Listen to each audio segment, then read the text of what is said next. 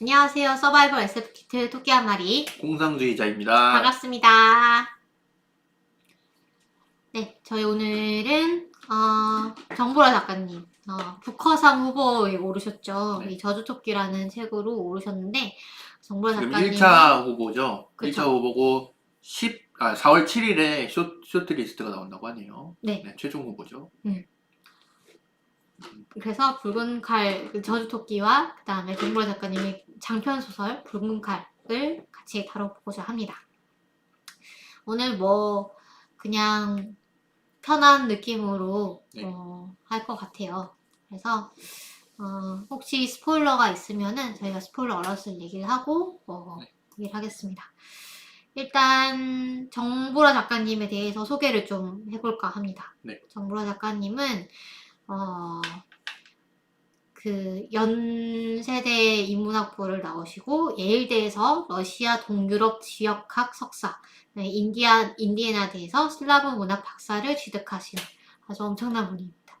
그래서 그 슬라브 문학, 러시아 문학 이런 것에 대해서 대단히 조예가 깊으시고 또 애정도 있으시고 그래서 그쪽을 번역도 하세요. 스타니스와프 렘 작품을 이번에 번역을 하시기도 했고요. 그래서 그 다음에 또 대학에서 러시아와 SF에 대해서 강의를 또 하고 계시고요. SF나 또 환상문학으로 많이 글을 쓰고 계신데 제가 찾아보니까 데뷔는 거울에서 하셨더라고요. 그 환상문학 웹진 거울에서 하셨고 그 거울에 가보시면 제가 링크도 올려드릴 텐데 인터뷰를 한 게 있어요. 정보로 작가님이랑. 그래서 여기 보시면 데뷔작이 그 저주토끼에 있는 머리, 그러니까 데뷔작이 아니지. 그 처음 썼던 작품. 본인이 이제 학생 때 교내 공모전이 있었는데 거기에 이 머리라는 작품을 써가지고 당선이 됐었다고 합니다.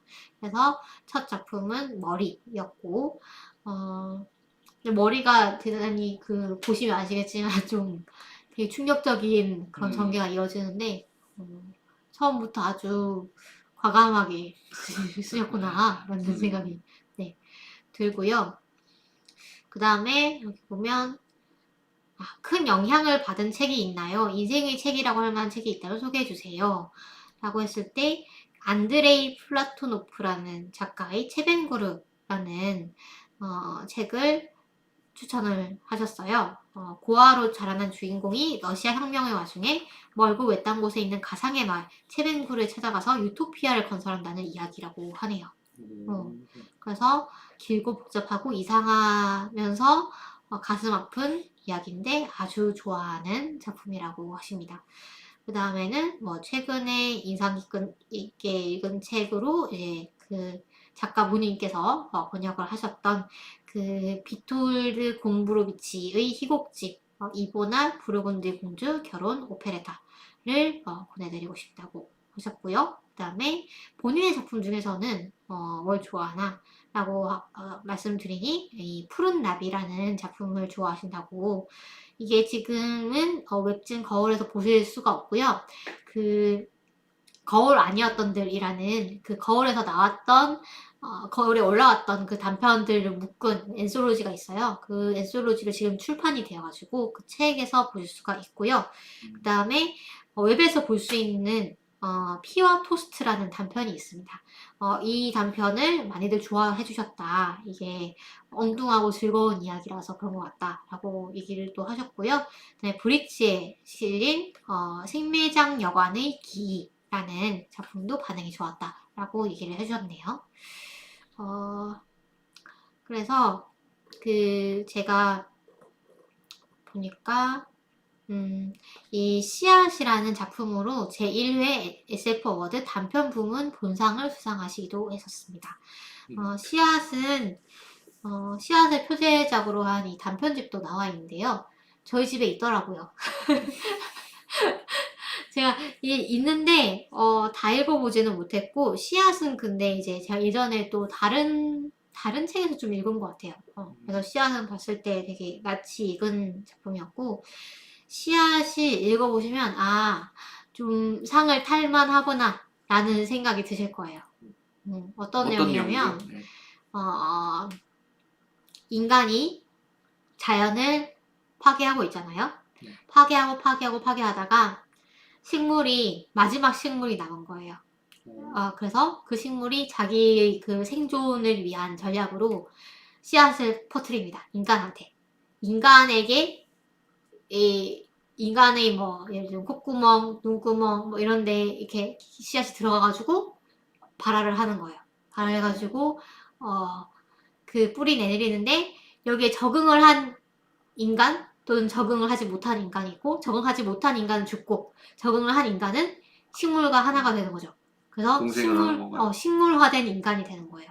그러면은 이 식물화된 인간은 그 광합성을 하고 물과 햇빛을 먹으면서 살 수가 있고 식물은 식물대로 원래는 이제 이동하지 못하는 애들이었는데 인간화가 되니까 이동을 할 수 있게 된 거죠. 그러니까 서로가 약간 윈윈인 관계. 그래서 이런 관계가 된 그런 종이 하나 탄생을 했고 그 다음에 기존에 그 몬산토라는 그 다국적 기업을 아시나요?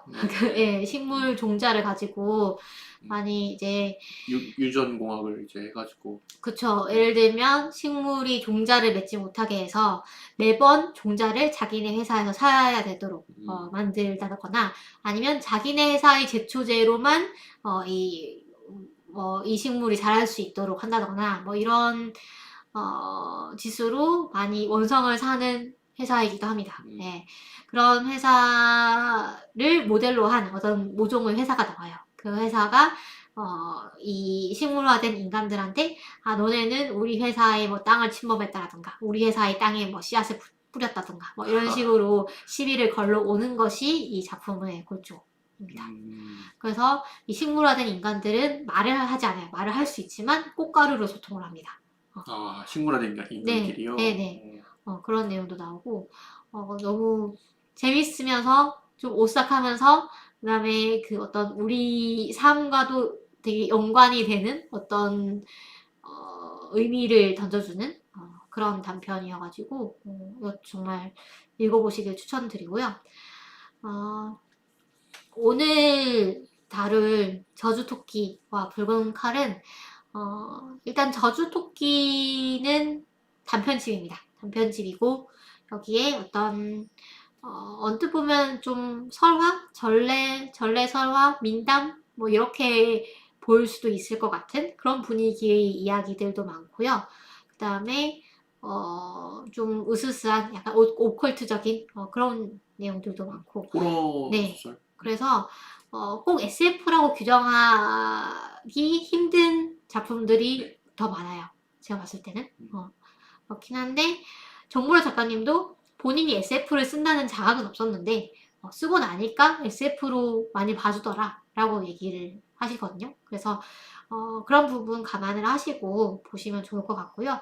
어쨌든 재밌습니다. 재밌고 약간 복수에 대한 이야기라고 볼 수도 있을 것 같고요. 한에 대한 이야기라고 볼 수도 있을 것 같고 우리나라의 그 전설을 보면은 그 한에 얽힌 이야기들이 많잖아요. 예를 들면 장화홍련전 같은 경우에 복수를 하는 이야기잖아요. 그 자매들이 이제 처녀 귀신이 돼가지고 그런 느낌의 이야기들이 많이 있는 책이고요. 붉은 칼은 반면에 장편이고요. 장편 소설이고 그 약간 그러니까 우주를 배경으로 한 작품입니다. 제가 이걸 읽으면서 약간 스포일러가 될 수도 있으니까 이건 좀 이따가 얘기를 할게요. 네. 떠오른 작품이 몇 개 있었는데 그것도 이따가 소개를 드릴 거고 하여튼 외계에서 일어나는 일인데 모티브는 나선정벌이라고 합니다. 나선정벌은 17세기에 청나라와 조선 군대가 연합을 해가지고 러시아와 맞붙었던 그래서 러시아를 이겨먹었던 그런 사건이죠. 그래서 그 사건이 에서 모티브를 받아가지고 이 무대를 우주로 옮겨가지고 재해석한 그런 이야기라고 볼 수가 있겠습니다. 작가님이 이제 작가 후기에 뭐 그 나선 장군에 대해서 또 많이 쓰셨는데 뭐 예를 들면 그런 얘기예요. 이제 뭐 병자호란이니 임진왜란이니 뭐 이런 계속 지는 그런 경험을 많이 하다가 이 나선 정벌에서 처음으로 이기는 경험을 한 거예요. 그래서 이 사건이 판타지 소설화가 돼가지고 엄청나게 인기를 끌었다고 합니다. 그 당시에. 오. 신기하죠. 네. 그래서 당시에가 그 당시에 조선시대 때 양반들이 이 이야기를, 그러니까 팩션 같은 걸 만드는 거죠. 그 어. 사실을 기반으로 해서 상상의 나래를 땡땡 펼쳐가지고 장군이 뭐 막 누구의 막 목을 막 베었다 막 이런 식으로 약간 그런 식으로 좀 과장을 하기도 하고, 네. 막 원래는 있지도 않았던 그 어여쁜 러시아 여인들이 등장하기도 하고, 엄청 오. 이상한 동물들이 막 등장하기도 하고, 음. 그런 식으로 판타지 소설화 돼가지고 대유행을 했다고 합니다. 네. 약간 그 국뽕물인 거죠. 그러니까 그렇군요. 말하자면. 네. 그래서 차원희 님이 지금 들어오셨는데요. 네. 예전에는 저주토끼라는 책의 이름을 보고 분노한 듀나 선생님이 쓴 SF인가 라고 생각을 하셨다라는 얘기를 하시네요. 그 듀나 님이 그 오노케라고 하죠. 네. 그 자기 캐릭터로 토끼 사진을 많이 쓰시잖아요. 그래가지고 그렇게 생각을 하신 것 같습니다. 저도 저주토끼라는 이름만 들었을 때는 되게 특이한 이름이다라고 생각을 했는데, 여기 보시면 첫 번째 단편의 이름이 저주토끼거든요. 그래서 정말로 그쵸, 저주에 대한 이야기라고도 볼 수 있을 것 같네요. 저주, 복수. 그렇죠. 네. 약간 그 작가의 말에 나와 있는 소설을 다 읽고 작가의 말을 봤는데 굉장히 함축적으로 잘 요약을 하셔가지고 보니까 그 우리 사회나 이 세계와 인간이 관계를 맺는 방식이 뭐 좋은 방식도 있겠지만 항상 좋은 방식만 있는 건 아니잖아요. 그렇죠. 파괴를 한다든지 네. 복수를 한다든지 뭐 살해하거나 배신하거나 그런 방식으로 사회와 그 관계를 맺기도 하잖아요. 그런 것들에 대해서 써보려고 하셨다. 이렇게 써있더라고요, 저주토끼에. 그리고 그 씨앗이라는 책에 보면은 작가님의 예전 버전 이제 소개 글이 있거든요. 네.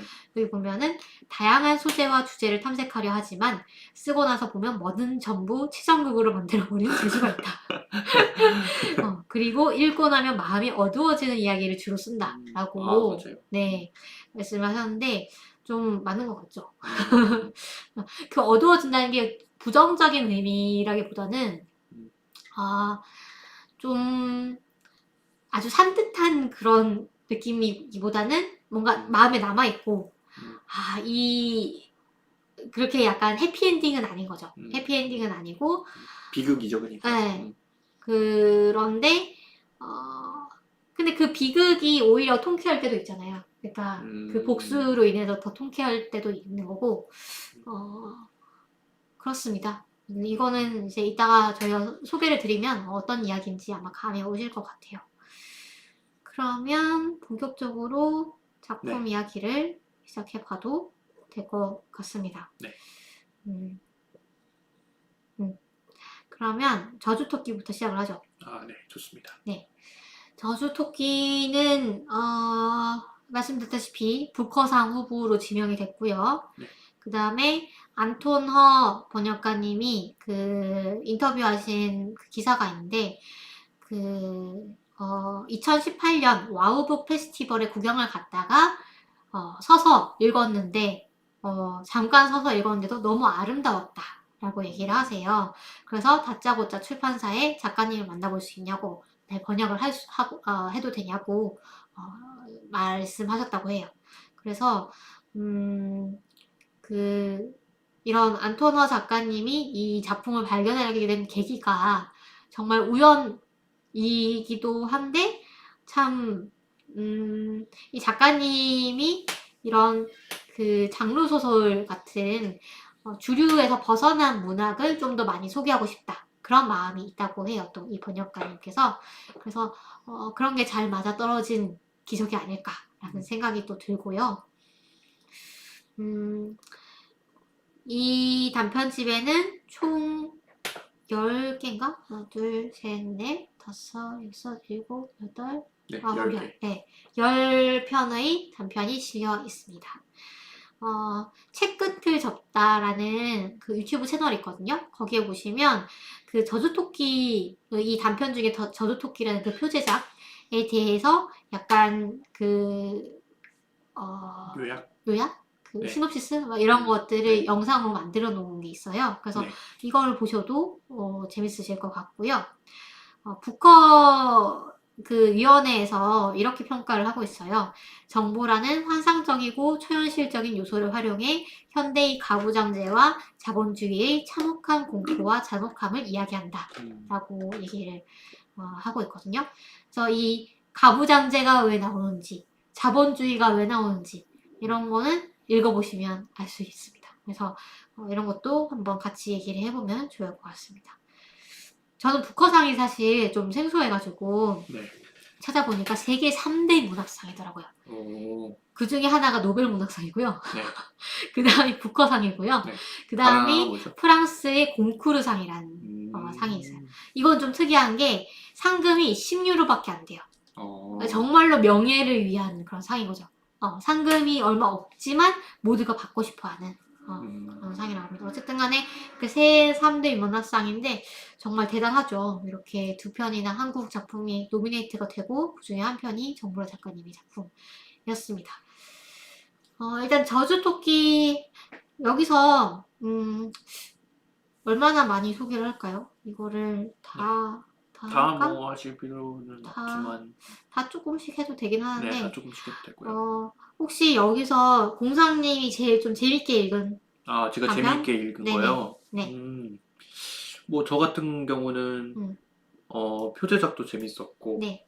머리도 재밌게 읽었고 음, 그다음에 몸하다 저것도 재밌게 읽었어요. 그렇죠.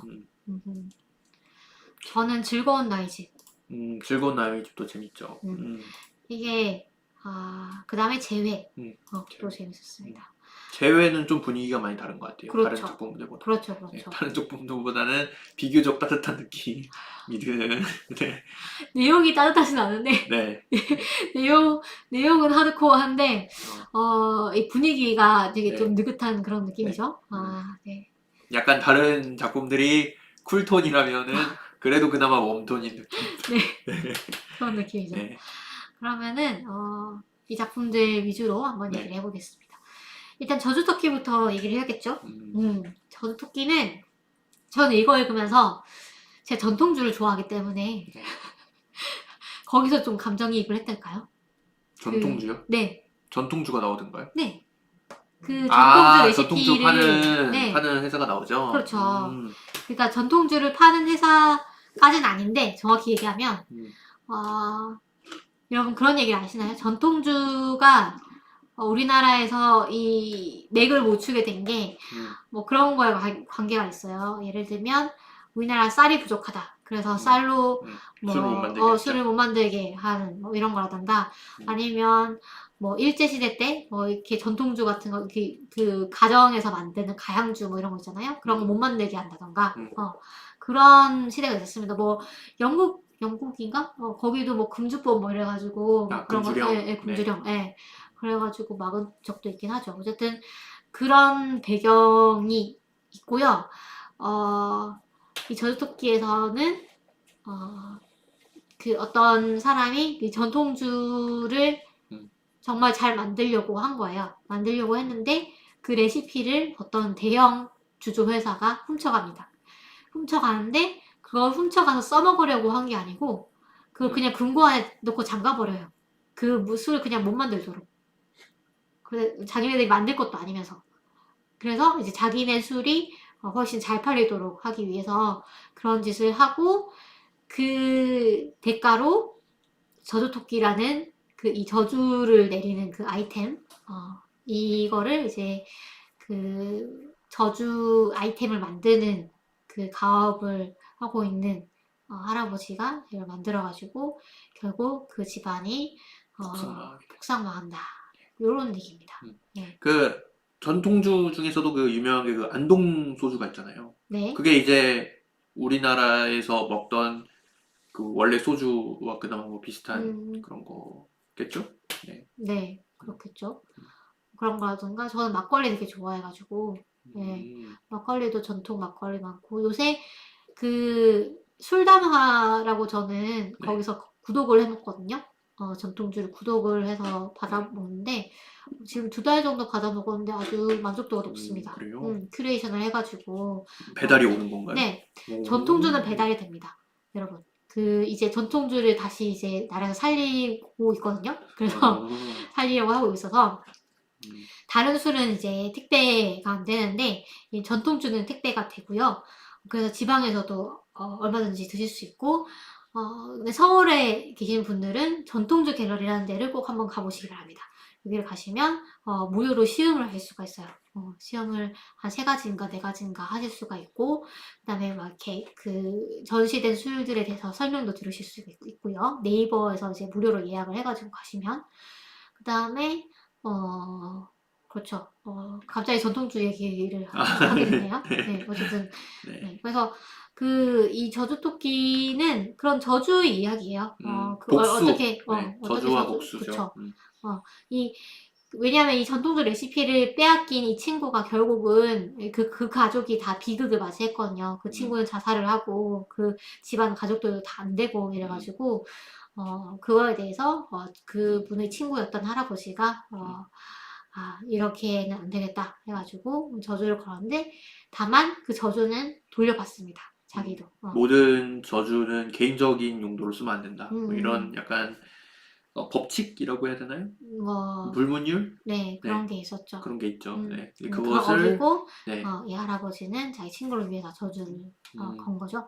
그래서 얼마나 그러니까 그냥 모르는 사람들이 보면 이게 저주인지 모르는 형태로 갑자기 뭐 교통사고가 난다거나 갑자기 무슨 사고가 난다거나 이런 식으로 점점 이 집안이 폭삭 망해가는 그런 내용을 구체적으로 그려내고 있어가지고 재밌습니다. 그러니까 이 첫 번째 표제작으로부터 이 책이 어떤 느낌의 책이구나 이런 이거 바로 이제 알 수 있게 돼요. 그렇죠. 복수를 하고 복수 때문에 또 자기가 또 벌을 받고 그런 내용들이 그러니까 아주 개운한 그런 내용은 아닙니다. 네. 이런 거를 좀 알 수 있으실 것 같고요.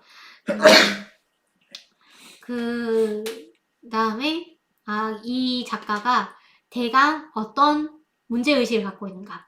그러니까 여기 보면 이 대기업, 그러니까 이 대기업이 영세한 그 어떤 그 전통주를 만들려고 하는 이 사람을 짓밟는 거잖아요. 그러니까 이런 그 자본주의 폐해 같은 그런 내용들에 대해서 문제의식을 갖고 있구나라는 것도 아마 감을 잡으실 수 있을 것 같습니다. 네. 콩땅콩님이 술을 달아놓고 마시시는군요. 우리 부모님들이 가게에서 술을 달아서 마시는 유구한 전통을 잘 지키고 계시네요. 라고 하셨네요. 그렇죠. 뭐 달아서 먹는다고도 볼 수 있겠네요. 그 다음엔 머리라는 작품입니다. 네. 이 작품 아까 정보라 작가님의 첫 데뷔작, 작품이라고 네. 데뷔작까지는 아니고 처음 이제 쓰신 소설이라고 하셨네요. 네네네. 어떤 내용이죠? 네. 머리는 저번 방송에서 아마 잠깐 소개를 해드린 적이 있던 것 같아요. 네. 이 여자가 화장실에 가서 똥을 누르고 일어났는데 변기 물을 딱 내리려고 하는데 변기 안에서 어떤 머리 형체의 머리보다 조금 작은 어떤 형체의 그런 것이 솟아오르더니 어머니 하고 이제 부르는 거예요. 아니 이게 뭐야 해가지고 황급히 이제 물을 내려버렸는데 다음날 또 이제 이를 보고 딱 봤는데 그 머리가 또 있는 거죠. 그래서 넌 도대체 뭐냐 그러니까 이 머리가 나는 신경 쓰지 마라. 나는 너의 어떤 노폐물, 오줌, 뭐 똥 이런 것들을 통해서 내가 그런 것들이 생명체가 되게 됐고 그런 것들이 모여가지고 그리고 나는 몸을 만들어가지고 너의 그런 어떤 노폐물들을 계속 받아가지고 몸을 만들어서 변기를 떠날 것이다. 그러니까 나는 상관하지 마라. 얘기를 하죠. 그러니까 그게 뭔 말도 안 되는 소리냐. 신경 쓰지 말라고 해가지고 신경이 안 쓰겠냐고. 그리고 계속 나와요. 계속 쳐다봐요. 그걸 기분 나쁘게 쳐다보지라도 말든가. 네. 화장실 갈 때마다 변기에서 이렇게 탁 떠올라가지고 약간 눈 같지도 않은 어떤 그런 그러니까 머리가 보통 머리처럼 안 생겼고 막 되게 네, 징그럽게 약간 생긴 것 같아요. 코도 약간 좀 함몰되어 있는 느낌이고 음. 귀도 좀 제대로 안 생겨 있고 막 그런데 계속 이제 쳐다보는 거죠. 그래가지고 주변 사람들한테도 막 얘기를 해요. 예를 들어 막 자기 가족들한테도 얘기를 하고 결혼을 해가지고 뭐 남편한테도 얘기를 하고 하니까 그게 뭐 아르스기라도 하니 뭐 너를 뭐 해를 하는 것도 아닌데 그냥 놔둬라 이렇게 얘기를 하는 거죠. 그래가지고 어 이사를 해요. 신혼여행 가고 이사를 하는데 한동안 안 보이게 되거든요. 그러다가 이 여자가 남편하고 결혼을 해가지고 애를 낳는데 애 앞에서 이제 이 머리가 나타난 거예요. 근데 이번에는 좀 더 머리 형태가 좀 좀 더 네, 좀 인간같이 더 됐다. 인간같이 생겼고 음. 목도 좀 있고 음. 그래가지고 그 머리가 나와가지고 아 그게 어머니의 새로운 자식인가요? 막 이런 식으로 얘기를 하는 거예요. 그래가지고 이 머리를 죽이려 그러거든요. 그래가지고 얘를 끄집어내가지고 막 저기 쓰레기장에 버려놨는데 그거를 또 누가 수거를 해가지고 다시 변기에 넣어줘요. 머리가 아 저 좀 변기에 넣어주세요. 머리가 목만 달아가지고 저 좀 변기에 넣어주세요. 이렇게 얘기를 하니까 저기 환경위원 하시는 분이 잡아가지고 머리 변기에 넣어준 거예요. 그래서 네. 다시 되살아서 다시 나오고 또 얘를 말려 죽이려고 얘를 그냥 버리면은 또 그런 일이 생기니까 말려 죽이려고 베란다에다 갖다 놓고 가족들한테 절대로 손대지 마라 그렇게 얘기를 했는데 딸이 이번에는 딸이 맞죠? 딸이 이제 남편 아니었나요? 남편이었던가요? 모르겠네요. 네, 어쨌든 가족 중에 네, 누군가가 가족 중에 누군가가 또 그거를 또 변기에다 또 구해가지고 또 넣어준 거예요. 그래가지고 그 여차저차해서 네, 여차저차해서 또 막 말싸움을 해가지고 또 한동안 안 나오게 되는데 이 주인공이 이제 좀 나이가 들어가가지고 좀 한 40대 정도가 돼가지고 아이가 고등학생이 되고 아이한테 계속 나오는 것 같아요. 그 이후로는. 그래가지고 그 애가 엄마한테 얘기를 해요. 나 근데 자꾸 화장실에서 머리를 본다. 그러니까 어머니가 이제 아 이거 신경 쓰지 마. 막 이런 식으로 얘기를 하죠. 마치 그 자기 옛날에 자기가 그 듣던 그런 말들이잖아요. 자기가 어릴 때. 네. 그러니까 그 대물림 된 거죠. 그게 일종의. 그래가지고 그 신경 쓰지 마라 그렇게 얘기를 했는데 어느 날 또 화장실에 가보니까 그 머리가 팔도 생기고 그래가지고 그 주인공이 이렇게 황급하게 이렇게 저기 커브를 닫으려고 그러니까 그걸 탁 맞고 와가지고 자기 젊은 모습이랑 똑같이 돼가지고 변기 밖으로 나와요. 네. 그래가지고 아 내가 약속한 대로 몸이 생겼으니까 내가 조용히 이 집에서 나가겠다. 그래서 옷을 한번 달라. 그러니까 그 주인공이 마음이 약해져가지고 그래 이제 나갈 텐데 그래 옷이라도 주자. 그래서 자기가 입고 있던 옷을 다 벗어가지고 머리한테 준단 말이에요. 그런데 여기서 이제 스포일러 알러트. 뿅뿅. 스포일러 알러트가 딱 나오는 거죠. 얘기를 할까요 이거를? 뭐 꼭 얘기를 하지는 않아도 얘기 될 것 같아요. 안 해도 될 것 같아요. 네, 안 해도 될 것 그래서 같습니다. 뭐 어떻게 네, 스포일러 하게 됩니다. 네, 그래서 그런 아주 찜찜한 얘기입니다. 이게 약간 근데 비유적인 것 같아요. 그 머리가 의미하는 그럴 수 있죠. 네. 전 그런 게 생각났거든요. 그 배설물이라던가 네. 이런 우리가 분명히 있지만 없는 것처럼 취급하는 약간 터부시하는 그런 것들을 비체라고 부른다고 하는데 그 비체라는 개념이 좀 생각이 났고 이 머리는 정말로 뭐라고 해야 할까요?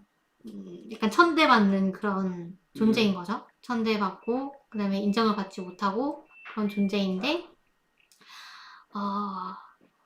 그런 존재에 대해서 근데 또 그런 존재를 감당하는 거는 이 여자 혼자인 거잖아요. 그러니까 여자가 어떤 그 가족들에게 자신의 어떤 어려움을 호소를 해도 아무도 이제 공감을 해주지 않는 그런 약간 무관심함 그런 것들이 사실은 꼭 이 작품 그러니까 뭐라고 해야 될까요? 이 맥락에서뿐만 아니라 약간 그 보통의 가정에서도 많이 일어나는 일이 아닐까라는 생각도 하거든요. 왜냐하면 누군가의 엄마 또는 누군가의 아내로서 뭔가 예를 들면 어떤 뭔가 아프다거나 좀 힘들다거나 이런 것들에 대해서도 당연히 뭐 그럴 수 있지. 약간 뭐 별거 아니겠지. 이런 식으로 좀 넘기는 부분도 많이 있는 것 같아가지고 그런 부분도 좀 보여주고 있는 게 아닌가라는 생각도 저는 또 들었고요. 공사님은 또 어떤 생각을 하셨나요? 저는 뭐 비슷한 것 같아요. 그 여성들이 겪고 있는 어떤 고통 그런 것들이 약간 뭉쳐진 거 그런 거라고 약간 생각을 했고 특히 그 자신의 딸한테 그 대물림 되는 그런 부분들 있잖아요. 네. 그런 것들이 좀 그걸 잘 보여준다고 생각도 했고 그러네요. 그래서 되게 그 어떤 소재로 볼 수 없었던 배설물이라는 그 소재를 가지고 또 상당히 설득력 있는 그런 전개가 되는 게 좀 신기했습니다. 그리고 그 마지막에서 음. 머리가 이제 주인공한테 그런 얘기를 하잖아요. 내가 뭐 만들어지고 싶어서 만들어진 것도 아니고 너가 그냥 어떻게 보면은 그 주인공이 만들었다고 얘기할 수도 있잖아요. 주인공이 자기는 원하지도 않는데 만들어 놓고 나서 변기 속에 수십 년을 이제 처박아 놨는데 그런 것들도 보면은 약간 그 우리라는 존재들도 사실 뭐 이 세상에 원해서 나온 건 아니잖아요. 우리라는 모든 존재가 사실은 네. 그런 대사들도 사실은 우리라는 존재 자체에 대해서도 많이 얘기를 하는 것 같기도 하고 그 머리 자체가 네, 그렇죠. 그리고 저는 이제 그게 생각났죠. 손톱 깎아가지고 함부로 버리면 네. 쥐가 먹는다. 쥐가 먹어가지고 똑같은 사람 된다. 그래가지고 뭐 그런 얘기 있잖아요. 그래서 똑같은 사람이 돼가지고 나를 대체해가지고 막 이렇게 있었는데 개이득. 그래서 그쵸. 나 대신 일하고 나는 쉬고. 그래서 나 대신 공부하고 어. 네. 그래가지고 얘가 이제 쥐가 먹어가지고 된 거라 가지고 고양이를 이제 데려갔더니 이제 막 도망치더라 이런 베리에이션도 있고 그래서 이게 제가 찾아보니까 버리면 벌받기 형의 설화라고 하네요. 그래서 머리카락, 손톱, 발톱 이런 게 그 신체 수지 뭐 그거 있잖아요. 부모 어쩌고저쩌고. 네. 그래서 부모님으로부터 물려받은 것이라서 함부로 버려서는 안 된다는 한국인의 민족적 금기관과 효 사상이 강하게 스며 있다. 이렇게 나오더라고요. 네. 그래서 그 내용도 좀 생각이 났었습니다. 네. 뭐 손톱을 함부로 버리면 왜 안 될까요? 손톱 글쎄요. 그냥 밟으면 아파요. 그쵸. 네. 위생상 안 좋아서 그런가? 그냥 저는 이 동화가 생겨난 이유가 뭘까 뭐 이런 생각도 했는데 어쨌든 그렇습니다. 그래서 그런 대단히 약간 읽으면서 대단히 그 우리가 불쾌하게 느끼는 그런 부분들에 대해서 피하지 않고 약간 묘사를 하고 있는 그런 소설이라고도 생각이 되고요. 네, 그랬습니다. 그 다음에는 이제 몸하다라는 작품을 한번 다뤄볼까요? 네.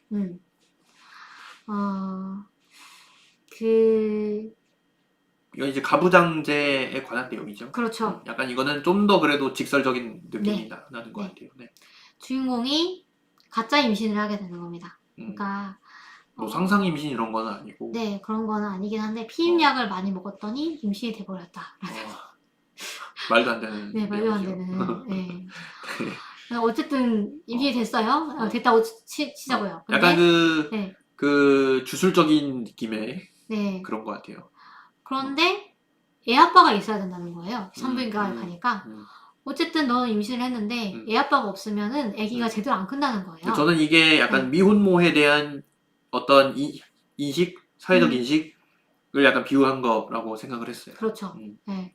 그 홀부모 밑에서는 애가 제대로 안 큰다라는 인식이 있는데 그걸 소급해서 적용을 하는 거죠.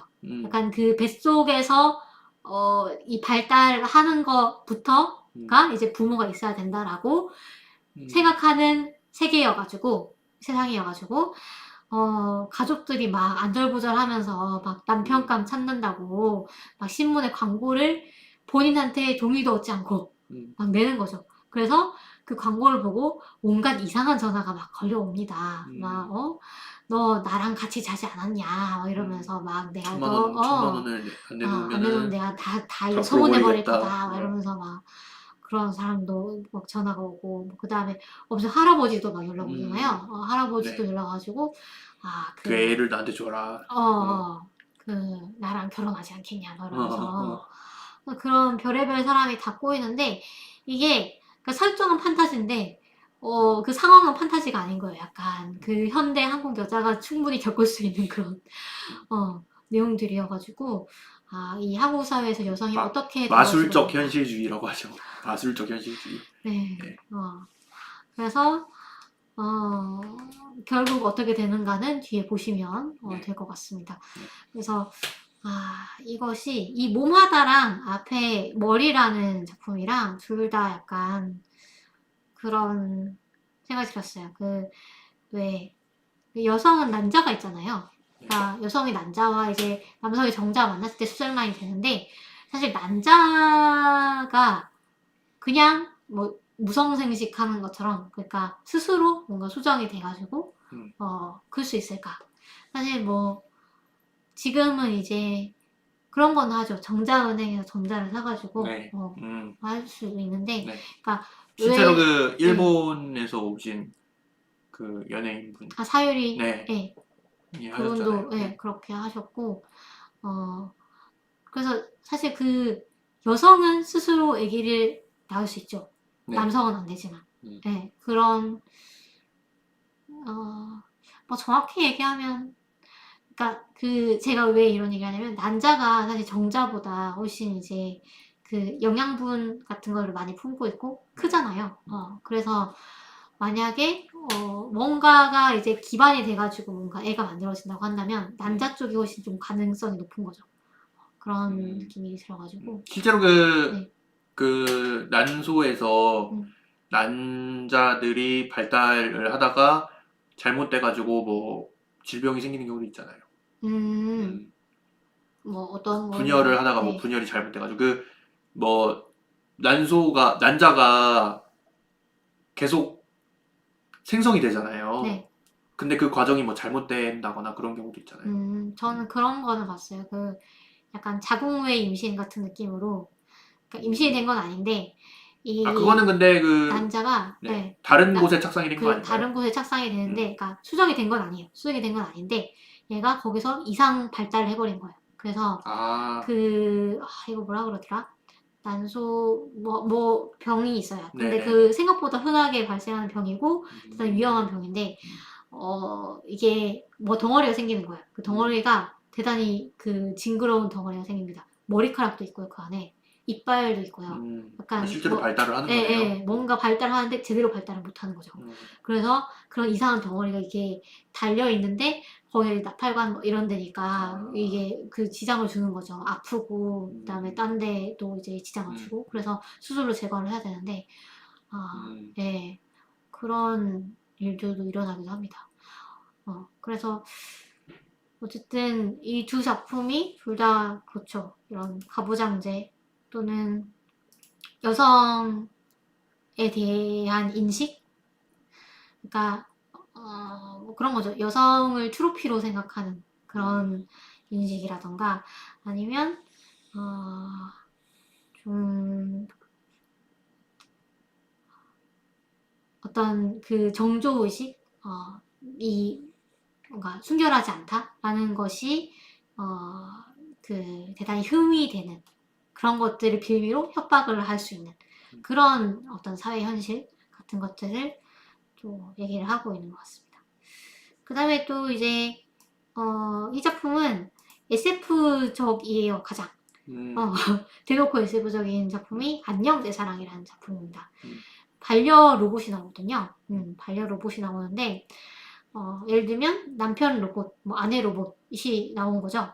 그래서 이게 원래 그런 인간형 로봇이 그 노인들을 간병하기 위한 로봇으로 나왔는데 이 반려자 로봇도 그 로봇을 응용해가지고 만들어진 거죠. 그래서 이게 출산율을 떨어뜨리고 고령화를 더 급속히 진행시켜서 이 돌보미 로봇을 더 많이 팔기 위한 개발 회사들의 음모가 아닌가라는 얘기가 나올 정도로 아주 사회적으로 유행하게 됩니다. 그래서 주인공도 반려자 로봇을 개발하고 그 클로즈 베타 테스트를 하는 그런 사람인데 그 사람도 자기의 그 반려 로봇을 가지게 되죠. 가지는 게 아니라 그냥 사랑에 빠지죠. 그쵸. 사랑에 빠지고 얘를 이제 연한이 지나가지고 얘를 버려야 되는데 못 버리는 거예요. 막 고장나고 막 이랬는데 그렇게 뭐 애착을 가지는 경우가 있죠. 있는데 이 로봇이 인간처럼 뭔가 자기와 추억을 간직하고 또 자기가 소통을 하고 이러면은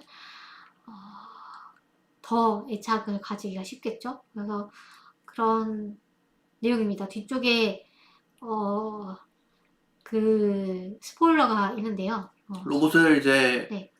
그러니까 원래는 1호라는 로봇을 갖고 있었는데 그다음에 로봇이 좀 낡으니까 오래되니까 충전도 제대로 안 되고 그래가지고 새 로봇을 가져와가지고 동기화를 시킵니다. 네, 세스랑 데렉이라는 로봇이 새로 나오죠. 새로 이제 그것도 이제 테스트용으로 다 받은 거죠. 근데 이 주인공은 1호에 대한 애착이 너무 이제 깊어가지고 1호가 제일 좋은 거예요. 그래서 그쵸. 새 몸을 이제 동기화를 했는데 동기화를 하면 사실상 그 내부는 똑같은 거, 소프트웨어는 똑같은 거잖아요. 근데 계속 이제 1호에 대한 미련을 못 버리고 있다가 뭐 어떻게 되는 그런 얘기죠. 그렇죠.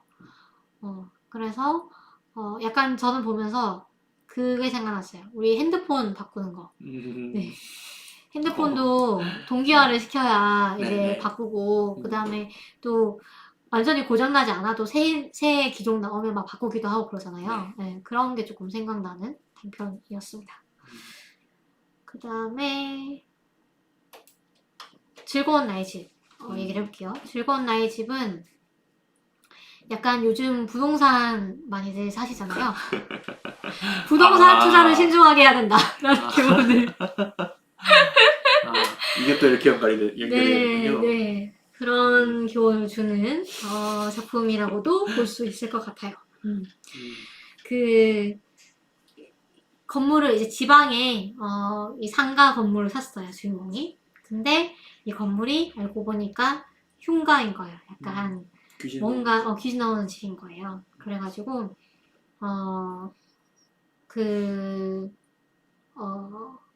근데 사실 그 내용은 그렇게 중요한 것 같지 않아요. 저는 귀신 나오고 뭐 이런 것들이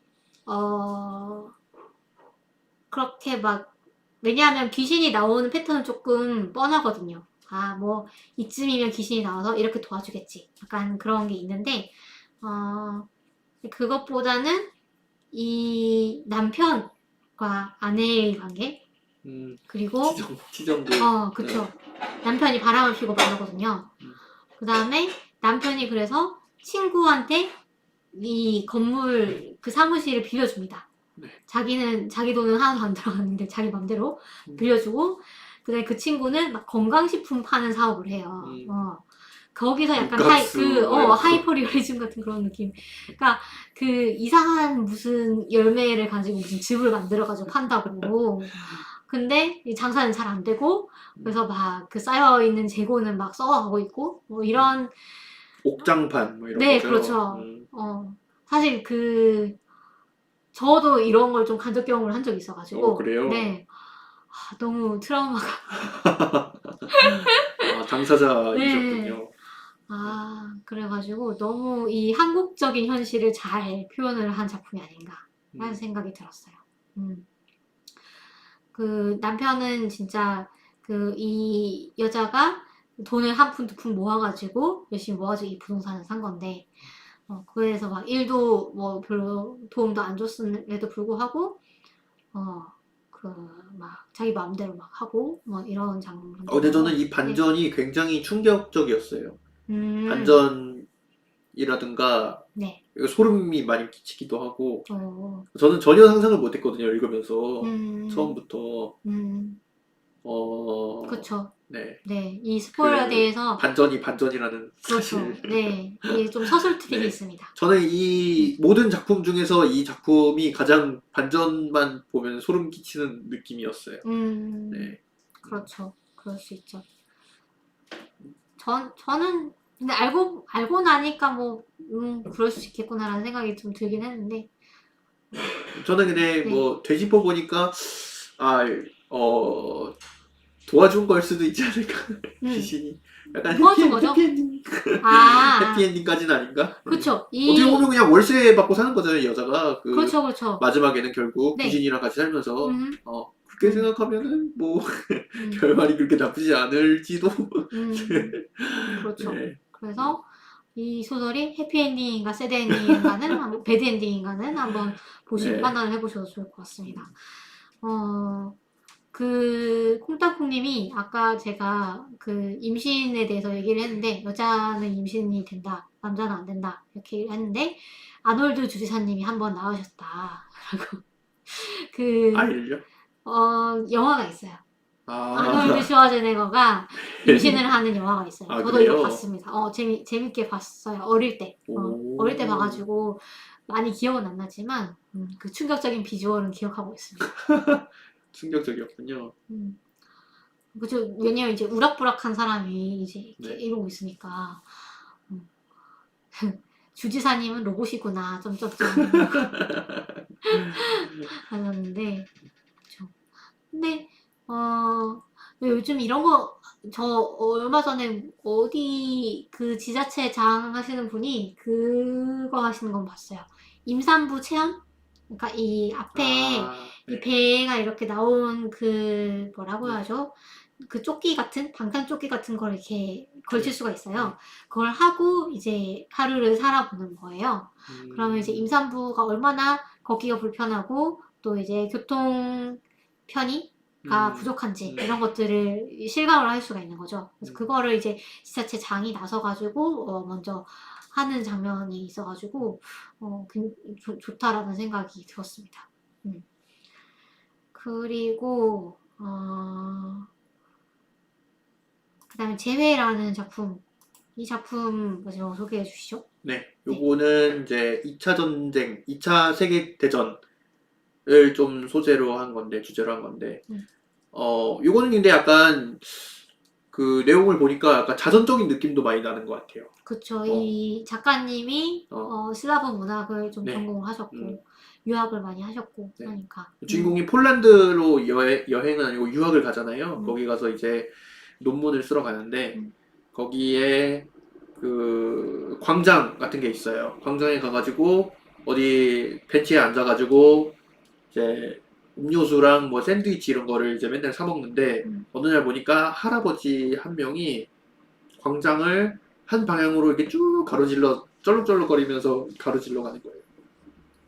가로질러서 이제 뭐 동쪽에서 나와가지고 서쪽으로 이렇게 사라지는데 그게 한 15분 정도 이제 걸려요. 이렇게 한번 음, 가는데. 음. 근데 한 5분이 지나면은 이 할아버지가 그 다시 출발했던 지점으로 돌아와가지고 또 이렇게 또 쫄쫄쫄쫄거리면서 이제 한 방향으로 가는 거죠. 그걸 이제 발견을 하게 돼요. 그러니까 폴란드에서. 한 바퀴를 돌기에는 너무 짧은 음, 시간인데 음, 5분은 음, 근데 자꾸 이제 그 음. 걸어가는 거 반복하는 거죠. 네. 이 그러니까 할아버지가. 가로질러 가면 15분이 이렇게 걸리는데 음, 음, 할아버지가 이렇게 쫄쫄쫄 거리면서 가로질러 가면 15분이 걸리는데 이게 서쪽으로 사라지고 5분 후에 다시 원래 음, 위치에서 이제 음. 등장을 하는 거죠. 네. 오싹하죠. 그걸 이제 맨날 이제 가서 보고 있는데 어떤 청년이 이제 너도 보이니? 너도 보여?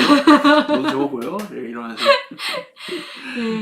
그러면서 이제 둘이 또 음, 각별한 사이가 되고 음, 뭐 음, 이렇게 이 청년의 트라우마 이런 것도 나오고 이 청년은 사실 귀신을 보는 그렇죠. 사람이었다. 네. 근데 그래서 어머니가 그걸 어릴 때 어, 되게 싫어해가지고 그래서 청, 학대를 당하다가 음, 할아버지 손에 맡겨졌는데 음, 할아버지는 이제 2차 세계대전 당시에 그 나치의 홀로코스트의 희생자 중 음, 한 명이었고 생존자죠. 생존자, 생존자였고 어, 그래서 맨날 이제 생존 네, 가방을 막 네. 싸놓고 그런 것에 이제 강박적으로 집착을 하게 된 거죠. 근데 이제 주인공이 아니라 그 남자가 할아버지한테 한번 화를 내잖아요. 그랬더니 할아버지가 이제 매일 이제 좀 할아버지가 그래도 나이 든 것 치고는 좀 약간 정정한 편이었는데 원래는 막 자기가 막 생존 가방 이런 것도 맨날 준비하고 맨날 그 생존 가방 안에 막 건전지 이런 것도 들어있는데 그런 것도 주기적으로 막 교체를 해줘야 되고 그러잖아요. 네. 그러니까 뭐 좀 정정한 편이었는데 남자가 이제 할아버지 전쟁은 끝났어요 막 이런 식으로 얘기를 한단 말이에요. 그만 좀 하세요, 할아버지. 네. 그러니까 할아버지가 시리에 빠져가지고 맨날 그 소파 앞에 앉아가지고 TV만 보다가 어느 날 가보니까 할아버지가 죽어 있었다. 그리고 그 옆에는 할아버지의 이제 유령이 있었다. 서 있었다. 막 이런 얘기가 나오죠. 그러니까 이게 유령이 나오긴 하지만 이 트라우마에 대한 얘기인 것 같아요. 네. 과거에 갇혀 사는 사람들 그런 거에 대한 얘기고 그 광장에 가로질러 가는 그 할아버지도 뭐 2차 세계대전 때 목숨을 잃었는데 집으로 돌아가는 도중에 뭐 죽었다. 뭐 이렇게 나오고 이 남자는 또 약간 취향이 그 성적인 취향이 약간 특별해요. 그쵸. 그 결박. 본디지라고 하죠. 본디지를 굉장히 뭐라 그러죠? 본디지 취향이고 네. 자신이 묶이는 것 그런 것을 굉장히 좋아하는데 근데 그게 그러니까 성적 취향인지 아니면은 뭔지는 잘 모르겠는데 어쨌든 그렇게 꽉 묶어줘야 그러니까 성적인 취향인 것처럼 묘사가 되죠. 그런 것 같아요. 네, 이제 작품에서는. 연인에게 해달라고 네, 하는 거니까 네. 그렇긴 한데 그렇게 묶어줘야 안정감을 느끼는 거예요. 왜냐하면 어릴 때 워낙에 엄마가 많이 묶어놔가지고 그래가지고 그런 내용들도 막 나옵니다. 저는 이거는 내 스포일러 해가지고 말해도 되나요? 스포일러 뭐 하나 정도는 하나 정도는 네. 네. 이 남자도 어라트, 사실 귀신인 네. 거죠? 남자가 나중에 귀신인 거죠. 나중에 귀신인 건가요? 네. 그 막바지에. 처음에 만났을 때는 귀신이 아니었는데. 그렇군요. 네, 나중에 이제 유학을 갔다가 이제 우리나라 돌아왔다가 다시 유학을 가던가 얘가 그래가지고 오랜만에 갔더니 이제 이 남자가 귀신이 되어 있는 거죠. 그래서 네, 그것을 이제 독자는 모르고 이제 읽는데 그냥 저는 오랜만에 처음부터 귀신인 줄 알았어요. 그거는 아니라고 저는 생각해요. 모르지만 제 생각에는 그 전개상 그래서 처음에는 그냥 저는 그냥 읽으면서 예상을 했거든요. 그래요. 얘도 귀신 아니야 이렇게 예상을 하긴 했거든요. 그 그럴 수 약간 있죠. 그 영화 있잖아요. 유명한 영화 식스센스. 네. 네, 그 주인공이 머시기잖아요. 네, 그렇죠. 네, 그게 많이 떠올라가지고 보면서 그럴 수 있겠네요. 그래가지고 얘도 귀신 아니야 이렇게 네, 자연스럽게 좀 연상이 되더라고요. 네. 근데 그 청년이 그 도서관에서 일하고 있잖아요. 맞네요. 그래서 처음에는 안 죽었던 것 같아요. 네. 그렇군요. 네. 그랬는데 이제 나중에 와서 보니까 이 청년이 이 목을 매달아가지고 죽어 있었고 그 청년이랑 얘기를 하고 있었던 것이다. 그러니까 그 독자들은 그냥 재회를 한 건 줄 알았는데 그게 아니고 이 유령과 재회를 한 거였다. 라는 얘기로 끝납니다. 그래서 그 아까 공사님이 말씀하신 대로 이 재회라는 작품이 그 전체 다른 작품들이랑 조금 이질적인 느낌이에요. 그나마 약간 사람 사는 얘기 같은 느낌. 그렇죠. 다른 거는 막 다 그냥 죽이고 복수하고 네. 뭐 이것도 사람 사는 얘기긴 하겠지만 이것도 이제 남자가 자살을 하는데도 불구하고 네. 그래도 여자가 이렇게 주인공이 만나러 와줘가지고 그렇죠. 이렇게 좀 뭐 하늘 푼다고 해야 될까요? 네, 승천하죠. 그런 내용이니까. 네. 그래서 좀 따뜻한 내용입니다. 그래서 이런 정도로 이제 다뤄봤고요. 그래서 정말 저희랑 또 다른 취향이 있으실 수 있으니까 저희가 소개 안 한 작품들도 많이 있으니까요. 다른 작품들도 다 재밌어요. 저는 다 재밌어요. 덧 같은 작품도 굉장히 좀 그쵸. 재밌게 읽었고 흉터도 재밌게 읽었고 네, 다 재밌게 읽었어요. 그래서 한번 읽어보시면 정말 많은 시간을 들이지 않고 술술술술 읽으실 수 있어요. 굉장히 그리고 좀 독특한 것 같아요. 그쵸. 네. 다른 누구랑 닮았다 뭐 이런 게 없고 약간 정보라 작가님만의 분위기가 있어요. 그래서 저는 생각난 작가님이 뭐 황무가 작가님이 생각나긴 했어요. 왜냐면은 그쵸. 두 분 다 약간 정통적인 그런 하드 SF보다는 좀 약간 판타지적인 그런 것들을 많이 활용을 하시잖아요. 그런데 밤의 얼굴들이 특히 그러네요. 네, 그렇죠. 근데 이 정보라 작가님 같은 경우는 좀 더 칙칙한 느낌, 좀 더 어둡고 네, 그런 느낌이 드는 딥다크한. 네, 딥다크한. 네, 네. 그런 느낌이 들긴 하지만 거기서 오는 또 카타르시스도 있는 것 네. 같아요. 거기서 사실은 이런 거에서 공감을 얻으시는 분들도 많을 것 같아요. 왜냐면은 사람이라는 게 다 밝은 면만 가지고 있는 게 아니잖아요. 그렇죠. 어두운 면도 그리고 있고, 사실 그런 면에서 사시는 분들도 현실 세계에 많이 있잖아요. 예를 들어 어릴 때 학대를 당했다던가 그런 분들이 실제로 있고 그런 분들은 오히려 이런 소설을 보면서 약간 공감을 얻는다거나 아, 나와 비슷한 세계에 사는 사람들이 이야기라고 느낄 것 같아요. 네. 그럴 수도 있고요. 그리고 사실 우리가 사는 세상이 녹록지 않으니까 네, 그런 부분들도 잘 반영을 하고 있는 게 아닌가라는 생각이 듭니다. 그런 분들은 오히려 그런 어떤 밝고 따뜻한 이야기들이 이질적이라고 느낀다고 하더라고요. 다른 세상이기구나. 네, 희망으로 가득 찬 이야기, 뭐 밝고 따뜻한 이야기들을 보면은 오히려 약간 좀 이질적이고 현실적이지 않다 이렇게 많이 느끼시더라고요. 그럴 수 있죠. 네. 근데 저는 이걸 읽고서 뭐 그렇다고 막 되게 우울해지고 뭐 이러진 않았어요. 뭔가 이 공감이 가고 조금 어두운 이야기긴 하지만 그래도 뭔가 아주 그 기분이 많이 처진다거나 뭐 이렇다기보다는 아 그래 우리 세상에 이런 힘듦과 이런 그 멋 같음이 있지 막 이런. 근데 그거는 토끼님의 정신이 매우 건강해서 그런 걸 수도 있어요. 네. 그럴 수도 있죠. 네. 그런 얘기 있잖아요. 그 우울함이나 뭐 우울한 노래, 우울한 소설 같은 거 트위터에 그런 얘기가 있거든요. 그런 것들은 정신이 건강한 사람들이 부리는 사치다.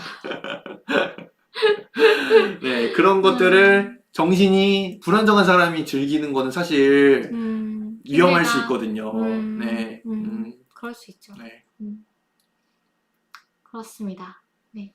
그러면 저희 시간이 별로 안 남았지만 네, 붉은 칼을 붉은 칼을 얘기해볼게요. 사실 뭐 붉은 칼에 대해서 많이 얘기할 건 없긴 해요. 근데 저는 이것도 사실 비극으로 끝나잖아요. 그렇죠. 비극으로 끝나고 또 저는 이게 스포일러 얼어 다해도 되나요? 아무 자세하게 얘기하진 않았지만 그래도 뭐 네, 스포일러 알라트 삐용삐용 하고 넘어가도록 하겠습니다. 네.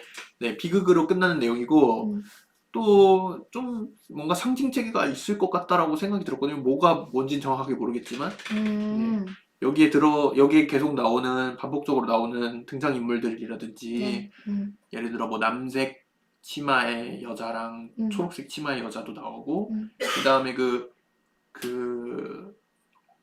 자신의 자식을 잃어버린 그 여자 아브레 뭐시기였던 것 같은데 이름이 네. 이스포베딘. 이스포베딘이라든가 그리고 소녀가 좋아했던 그 소년 그 기억하는 자였나? 그 사람하고 또 총 잘 쏘는 그 청년도 있잖아요. 네. 남자도 있잖아요. 그런 사람들이 뭔가 상징체계가 있을 것 같다라고 생각이 들어가지고 생각을 해봤는데 잘 모르겠더라고요. 근데 네, 저는 그냥 있는 그대로 네, 읽었어요. 있는 그대로 읽으셨군요. 있는 그대로 읽었는데 일단 어떤 내용인지 간단하게 소개해드리겠습니다.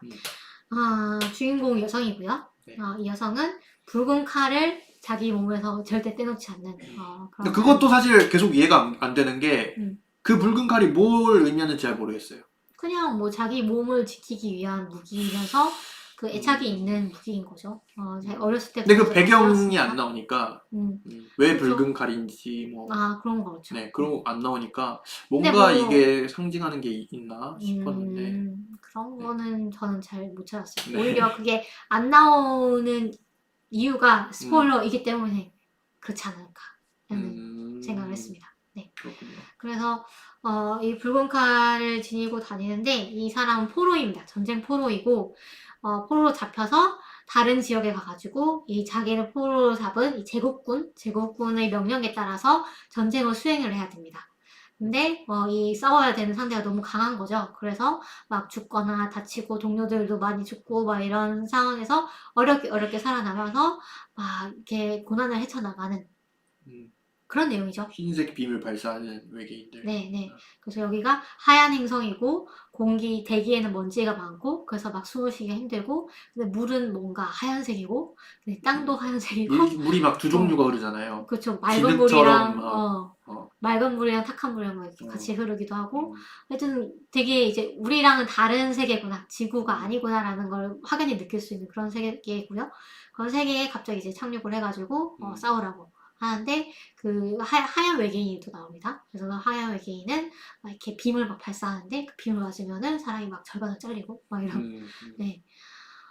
그래서 그런 내용이고요. 근데 여기서 이제 스포일러입니다. 이제부터 스포일러 얘기를 해야 되는데 싸우다 보니까 여자는 좀 운이 좋아서 계속 살아남았어요. 살아남았더니 분명히 자기 동료가 죽었는데 죽은 동료랑 똑같이 생긴 사람이 또 나오는 거예요. 어디선가 또 나타나서 그리고 근데 기억이 없어. 나랑 만났던 기억이 없어. 그 똑같은 동료가 뭐 예를 들면 성격이라던가 좋아하는 사람이라던가 뭐 행동 거지라던가 이런 건 다 똑같은데 다만 나와 함께 했던 시간의 기억이 없는 거예요.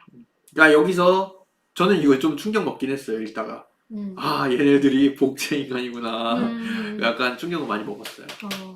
저는 예상을 못 해가지고. 근데 중간중간 이제 나오잖아요. 약간 이 세계가 인위적인 뭔가가 개입했을 수 있겠구나라는 그런 부분들이 중간중간 나오는데, 검은새라던가 이런 것들이요. 네네네. 그래서,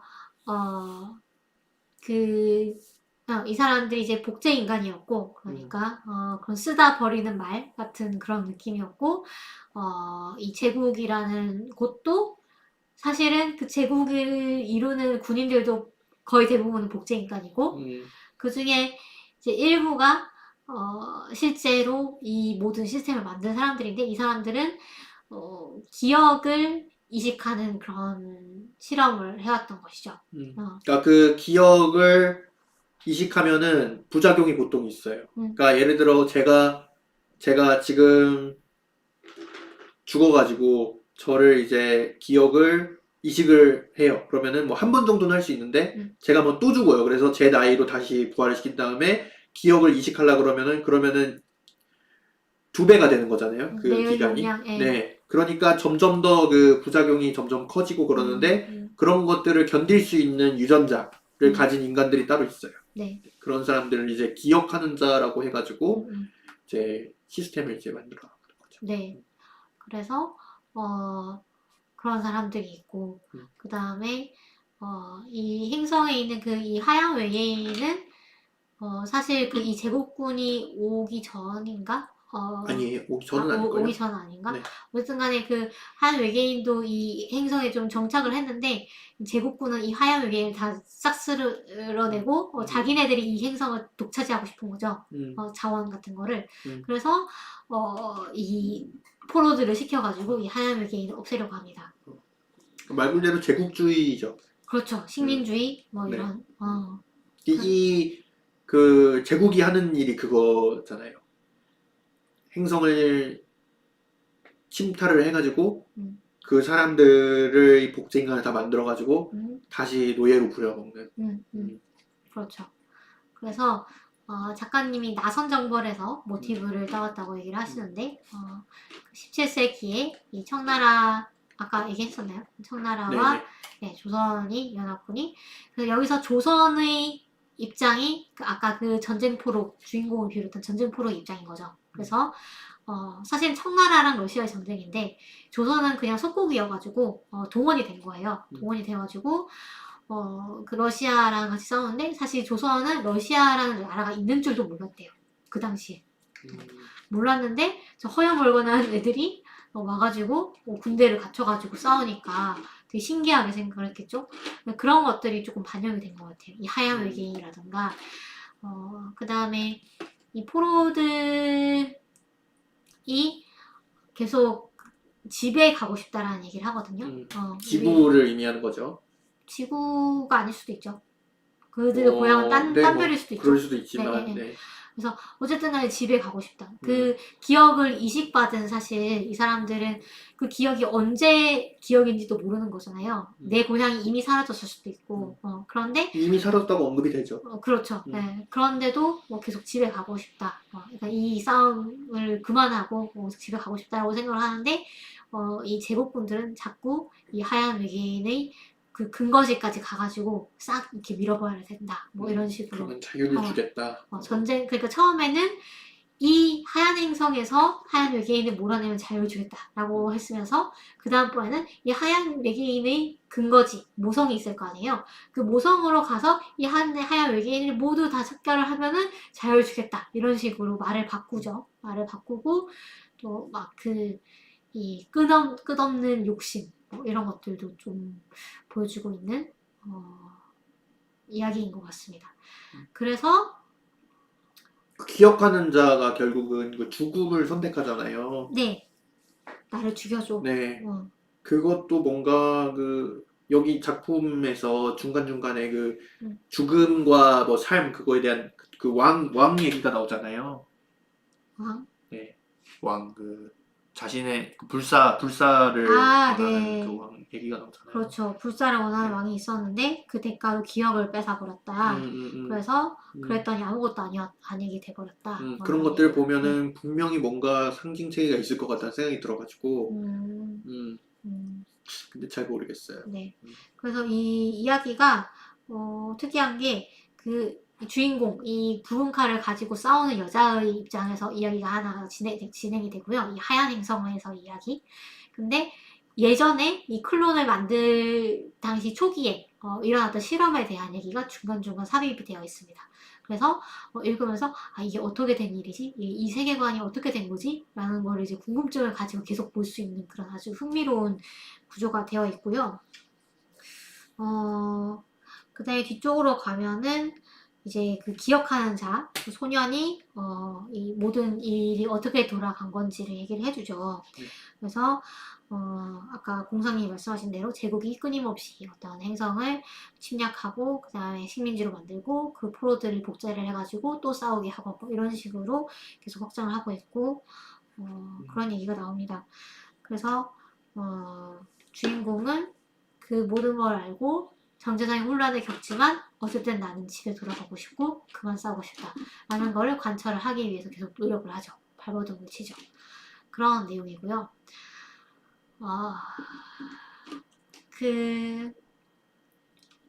이 작품을 읽고 공상님은 어떤 느낌이 드셨나요? 느낌이요? 네.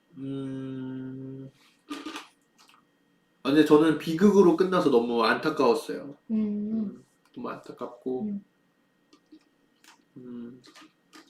너무 불쌍해요. 불쌍하죠. 네, 너무 불쌍하고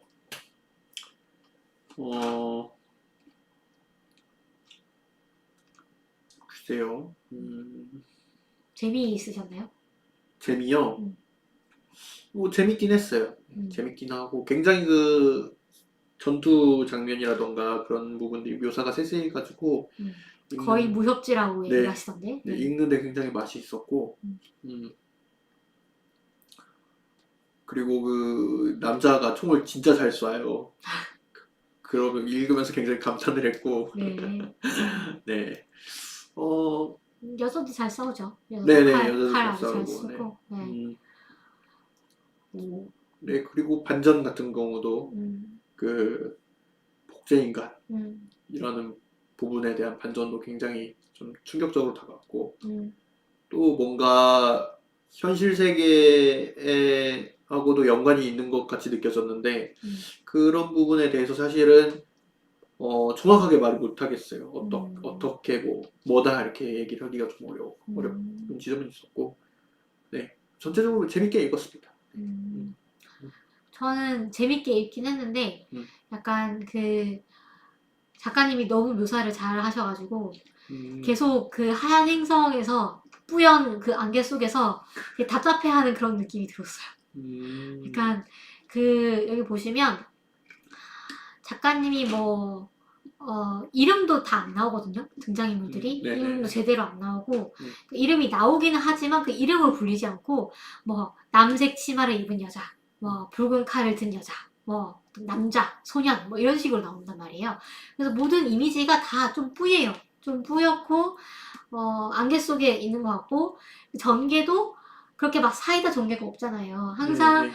뭔가 기대해서 배신하고, 뭔가 배신당하고, 그 다음에 그 어떤 예를 들면 좀 선명한 갈등 구조 이런 게 있는 것도 아니고 약간 조금 클라이맥스인가 싶은 부분도 약간 그렇게 막 힘을 줘가지고 묘사를 한다기보다는 좀 그냥 넘어가는 그런 느낌이 있고 그래서 뭐라고 할까요? 스펙타클한 그런 작품은 아닌 것 같다. 근데 조금 되게 시적으로 약간 그 영화보다는 회화 같은 그런 느낌의 그런 걸 좀 많이 받았어요. 그러니까 장면 장면의 묘사가 대단히 디테일하고 좀 상세하고 근데 그 어떤 전개 자체는 조금 정적으로 느낄 수 있겠다. 조금 느리게 느낄 수 있겠다라는 생각을 저는 했고요. 그 다음에 저는 읽으면서 이렇게 생각난 작품들이 몇 가지 있는데 이 작품들을 같이 읽으시면은 같이 보시면은 더 재밌지 않을까라는 생각이 드는 작품이 일단 김보영 작가님의 7인의 집행관입니다. 7인의 집행관에 보면은 기억을 잃었을 때 자아를 유지할 수 있는가라는 문제의식이 나오거든요. 그래서 이 작품과 어떻게 보면은 조금 일맥상통하지 않나라는 생각이 들어가지고 CNA 집행관은 또 제 인생 작품이기도 하고 아주 재미있는 작품이에요. 약간 게임을 하는 듯한 감각으로 읽으실 수 있는데 그 7인의 집행관도 좀 추천드리고 이거는 그 작품에 대한 스포일러가 될 수 있는데 스카이크롤러라는 작품을 또 추천해드리고 싶어요. 이 작품의 스포일러가 그겁니다. 복제인간들이었다. 네. 그래서 저는 이 작품 되게 좋아하거든요. 되게 좋아해서 한번 다루고 싶긴 한데 다루려고 하면 또 막 그 1시간 동안 할 얘기가 있을까? 라는 생각이 들긴 해가지고 조금 미뤄두고 있었는데 이 스카이크롤러에서는 아이들이 전쟁을 합니다. 그 전쟁이 일어나고 있는데 그게 약간 대리전 같은 느낌인 거예요. 우리나라랑 상대 나라랑 우리가 전쟁을 하는데 그 직접 어른들이 나가서 싸우는 게 아니고 이 킬도레라는 그 칠드런이라는 그 애들, 그러니까 전쟁을 하기로 규정 지어진 애들이 있어요. 그 애기들이 전투기를 타고 뭐를 하고 이렇게 해가지고 전쟁을 하고 거기서 뭐 결과가 나오면은 우리가 이겼대요, 우리가 졌대요, 뭐 이렇게 뉴스에 보도가 나오는 거죠. 그럼 뭐 사람들이 이겼구나, 졌구나, 뭐 이렇게 막 좀 스포츠처럼 즐기고 그런 세상인데 알고 보니 그 애들이 복제 인간들이었던 거예요. 그래서 항상 애들이었던 거예요. 왜냐하면 자라기 전에 죽으니까. 죽고 그 애들의 연령대의 복제 인간이 다시 오고 그러면 다시 새롭게 시작을 하는 거죠. 그 모든 기억이 리셋이 되고. 근데 얘네들을 통솔하는 사령관도 그 아이거든요. 어떤 소녀인데 네. 사령관은 좀처럼 이제 전투 안 나가잖아요. 그러니까 이 사람은 안 죽고 계속 그걸 지켜보고 있는 거예요. 그러니까 얼마나 마음이 계속 헐어가는 거죠. 계속 이렇게 무너져 가는 거죠. 왜냐하면 이 사람들한테 나름대로 정도 줬다가 누군가는 사랑도 빠졌다가 했는데 이 사람들이 전투에 나가서 죽으면은 다시 그 사람의 얼굴을 하고 그 사람의 습관을 가진 새로운 사람이 나를 완전히 처음 보는 것 같은 사람이 다시 오는 거죠. 그러면 이 사람한테 다시 처음부터 뭐 가르쳐주고 다시 처음부터 관계를 맺어야 되는 거예요. 그런 반복이 나오는 작품입니다. 그래서 그게 너무나 아름답게 그려지고 그 절절한 그 아픔 이런 것들이 잘 그려지는 작품이라 가지고 저는 되게 좋아하는 작품이에요. 또 음악도 되게 좋고 영상도 너무 이쁘고 애니메이션이군요. 애니메이션이고 콩땅콩님이 오시마모루에 대해서 얘기를 하셨는데 오시 양반 이제 영화 그만 찍고 다시 애니판으로 돌아오셨으면 이라고 말씀을 하시네요. 저도 동감입니다. 극히 동감합니다. 저는 그거 많이 떠올랐어요. 그 나를 보내지 마. 달을 보내지 마. 음. 그쵸. 그것도 생각이 나네요. 분위기도 좀 비슷한 것 같고. 네. 그 에반게리온도 생각나지 않나요? 음. 메이 복제들 또 생각이 나고. 그러네요. 나를 보내지 마도 많이 네. 생각이 나네요. 되게 쓸쓸하지 않나요, 뭔가? 아주 그렇죠. 외롭고 쓸쓸하고 주인공이 너무나 불쌍해요. 네, 주인공이 많이 부르는 작품입니다. 네. 네, 7인의 집행관이랑 비교를 해보면 7인의 집행관 쪽이 좀 더 구르는 것 같긴 한데 어쨌든 네. 그 제국에 대한 설정은 또 뭐랑 비슷하냐면 하프라이프 게임에 나오는 콤바인 제국이 거기 또 나오거든요. 그래요. 그 콤바인 제국 같은 경우에는 그 행성을 침략을 한 다음에 그 행성에 사는 생물들이나 뭐 이제 인간들을 잡아가지고 유전적으로 이제 이 사람들의 기능 중에 쓸만한 것들을 유전적으로 이제 막 편집을 해가지고 자기네 노예로 부려먹고 뭐 그런 짓을 하거든요. 오, 그러네요. 그거하고도 좀 비슷한 느낌이 있는 것 같아요. 그래서 대단히 독특한 그런 정보라 작가님만의 분위기가 또 있어요. 붉은 칼과 저주토끼는 또 완전 다른 그런 분위기여가지고 읽어보실 만한 작품이라고 추천을 드리고 싶습니다. 네.